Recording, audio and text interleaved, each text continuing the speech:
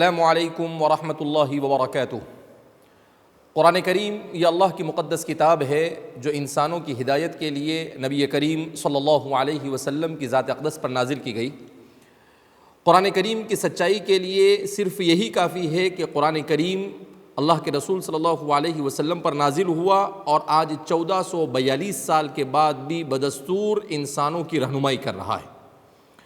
مزید اس کی سچائی کے لیے کسی اور جانب جانے کی ضرورت نہیں، مگر ہم جس دور میں جی رہے ہیں یہ میڈیا کا دور ہے، جس میں کبھی ایسا ہوتا ہے کہ کسی سچائی کے اوپر کیچڑ اچھالا جاتا ہے اور اس اصول پر عمل کیا جاتا ہے جس میں کہا گیا ہے کہ جھوٹ کو اتنا دہراؤ کہ لوگ سچ ماننے پر مجبور ہو جائیں۔ قرآن کریم پر بھی کچھ اسی انداز میں لوگوں نے مختلف قسم کے اعتراضات کرنا شروع کر دیے ہیں، جبکہ قرآن کریم پر ان اعتراضات کی کوئی حقیقت نہیں اور نہ ہی ہمیں اس کا جواب دینے کی ضرورت ہے، مگر چونکہ مسلمان آج قرآن سے اور اپنے دین کی تعلیمات سے جیسا ہونا چاہیے ویسا واقف نہیں ہے، لہذا ہمیں بتلانا پڑتا ہے کہ قرآن کریم یہ اللہ کی مقدس ترین کتاب ہے۔ اور تو اور مسلمانوں میں بھی کچھ لوگ ایسے ہیں جو قرآن کریم کی تعلیمات پر اعتراضات کرتے ہیں۔ یہ در حقیقت قرآن کریم سے عدم واقفیت کی بنیاد پر ہے۔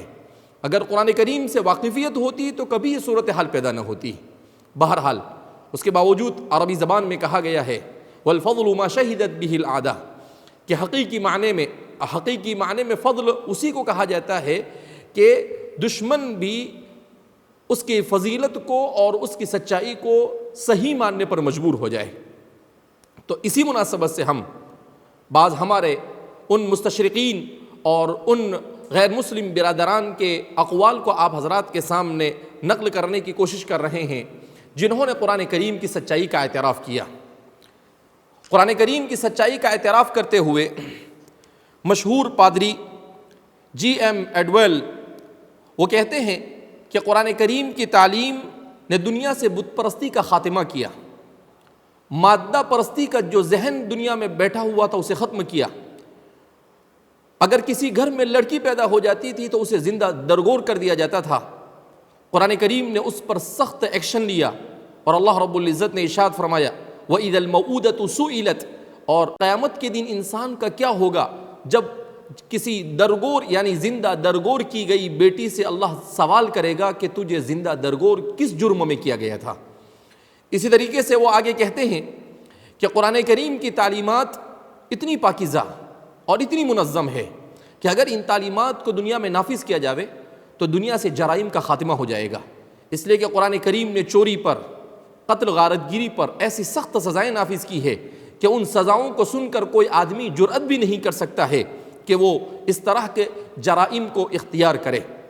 ان کے اس قول کو آج کی دنیا میں اگر ہم دیکھیں تو ہم اس نتیجے پر پہنچتے ہیں کہ اس دنیا میں جرائم اور مجرمین کے ساتھ جو نرم رویہ اختیار کیا گیا ہے اسی وجہ سے جرائم معاشرے میں بڑی تیزی کے ساتھ پھیلتے جا رہے ہیں اور انسانوں کے لیے، شریفوں کے لیے خاص طور پر جینا اس معاشرے میں بڑا دشوار ہو چکا ہے۔ اسی طریقے سے کنگ آف فرانس اور فرانس کے فرمانروا نیپولین بوناپارٹ، انہوں نے کہا میرا یقین ہے کہ قرآن کریم جس قانون کو لے کر آیا وہ سچائی کا حامل قانون ہے، اور صرف وہی ایک قانون ایسا ہے کہ جس قانون کو دنیا میں نافذ کیا جا سکتا ہے، اس کے مقابلے میں کوئی قانون ایسا نہیں ہو سکتا ہے جو اس کا مقابلہ کر سکے اور اس کے کمپیر میں اسے کھڑا کیا جا سکے۔ آپ اندازہ لگا سکتے ہیں ایک فرانس کا بادشاہ، اور وہ جس نے اپنی پوری زندگی یعنی فرانس کا ایک کامیاب بادشاہ جسے کہا جاتا ہے، وہ یہ کہنے پر مجبور ہے کہ قرآن کریم کے بیان کردہ دستور اور قانون سے بہتر اور کوئی قانون نہیں ہو سکتا ہے۔ اسی طریقے سے ایک اور جرمن ایک میکی وولف کہتے ہیں قرآن نے صفائی اور طہارت کے جو احکامات بیان کیے ہیں، جو تعلیمات دی ہے، اگر ان تعلیمات پر عمل کیا جاوے تو معاشرے میں جراثیم سے پھیلنے والا کوئی مرض باقی نہیں رہ سکتا ہے۔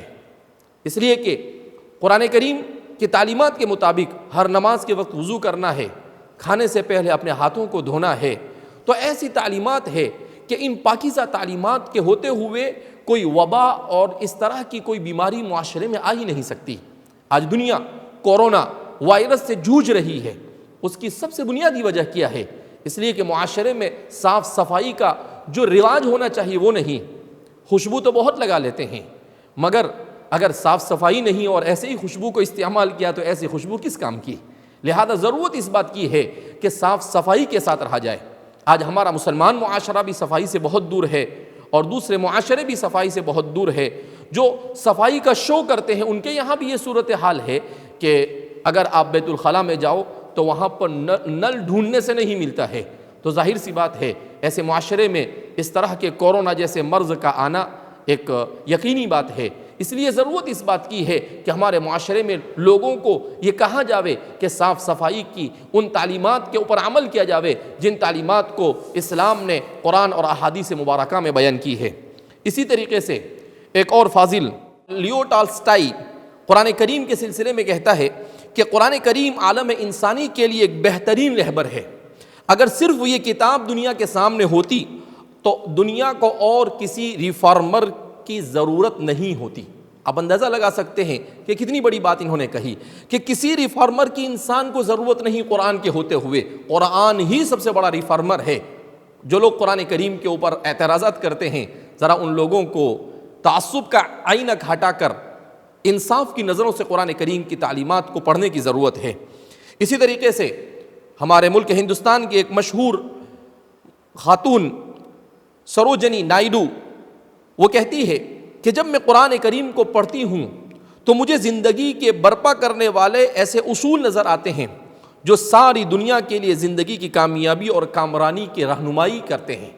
آپ اندازہ لگا سکتے ہیں کہ وہ کیا کہہ رہی ہے کہ سعادت اور کامیابی کے اگر اصول کہیں پر آپ کو صحیح معنی میں مل سکتے ہیں تو وہ صرف اور صرف کتاب اللہ کے اندر مل سکتے ہیں، قرآن کریم کے اندر مل سکتے ہیں۔ اسی طریقے سے آریہ سماج کے مشہور و معروف اپدیشک پنڈت لکشمن جی انہوں نے لکھا ہے کہ سوامی درجانند نے دیانند سرسوتی کو اس کا بھی حکم دیا تھا کہ وہ ان کتابوں کو جو قرآن کریم کے خلاف ہو جمنا میں پھینک دے۔ کیوں؟ اس لیے کہ قرآن کریم کے خلاف کچھ بولا ہی نہیں جا سکتا ہے، کوئی ایسا ریزن ہے ہی نہیں کہ قرآن کریم کے خلاف بولا جائے۔ آپ ان اقوال کے ذریعے سے اندازہ لگا سکتے ہیں کہ قرآن کریم کیسی مقدس کتاب ہے کہ دشمن بھی اس کی تعلیمات کی سچائی کو تسلیم کرنے پر مجبور ہو رہے ہیں۔ آخر میں ایک مشہور فاضل پروفیسر کارلائل کی بات کو بیان کر اپنی بات کو ختم کروں گا۔ وہ کہتا ہے میرے نزدیک قرآن کریم میں خلوص اور سچائی کا وصف ہر پہلو سے موجود ہے، اور یہ بالکل سچ اور کھلی حقیقت ہے کہ اگر خوبی پیدا ہو سکتی ہے تو اسی قرآن کریم سے ہو سکتی ہے۔ آپ ان اقوال کو سننے کے بعد کیا کہہ سکتے ہیں؟ آپ یہی کہہ سکتے ہیں ایک ایسی کتاب ہے کہ جس کتاب پر ذرہ برابر کہیں سے شک اور شبہ کی کوئی گنجائش نہیں۔ آپ کو دنیا کی کامیابی چاہیے، اس کتاب کی طرف آ جائیے۔ آپ کو آخرت کی کامیابی چاہیے، اس کتاب کی طرف آ جائیے۔ آپ کو بہترین معاشرہ چاہیے جو امن و امان کا حامل ہو، اس کتاب کی طرف آ جائیے۔ آپ اگر یہ چاہتے ہیں کہ یہ دنیا جتنی خوبصورت ہے اس سے زیادہ امن و امان کی حامل اور سلامتی کی حامل بن جائے تو قرآن ہی کے سائے میں آنا ہوگا۔ اللہ رب العزت ہم مسلمانوں کو قرآن کریم کی قدردانی کی توفیق مرحمت فرمائے، اور اللہ رب العزت ہم سب کو قرآن کے آفاقی پیغام کو پوری دنیا تک صحیح معنی میں پہنچانے کی توفیق مرحمت فرمائے۔ والسلام علیکم ورحمۃ اللہ وبرکاتہ۔